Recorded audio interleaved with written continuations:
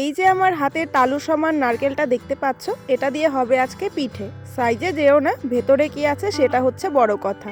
দিনে 24 ঘন্টার মধ্যে 23 ঘন্টাই তো খুশি আর মার মধ্যে ঝগড়া বেঁধেই থাকে। যে 1 ঘন্টা সময় বেঁচে থাকলো সেই সময়টা হচ্ছে এটা। মানে এখন দেখো কি সুন্দর হেল্প করছে মাকে পিঠে বানানোর জন্য। ঘরে তো তেমন কিছু ছিল না উপকরণ হিসেবে, যে কটা ছিল সেটা দিয়েই কিন্তু আপাতত বানানো হচ্ছে। এখানে প্রথমে চালের গুঁড়ি দিয়েছিল, তারপরে মাঝখানে একটু গুড় দেওয়া হয়েছিল, আর উপরে এখানে চেরি দিয়েছিল আর নারকেল দিয়েছিল। দেন ওই কাপটাকে বসানো হয়েছিল প্রেসার কুকারের উপরে স্টিম দেওয়ার জন্য। আর 1 মিনিট মতো স্টিম দেওয়ার পর পিঠে তো একদম তৈরি, আর খেতেও হয়েছিল দুর্দান্ত। আজকে তো কাকি আবার রান্না করেছে মুরগির মাংস, আর সেটাই কিন্তু একটু আগে টেস্ট করে আসলাম। দেখতেও যেরকম দারুণ হয়েছে, আর খেতেও তো প্রত্যেকবারের মতো নো ডাউট দারুণ হয়েছে।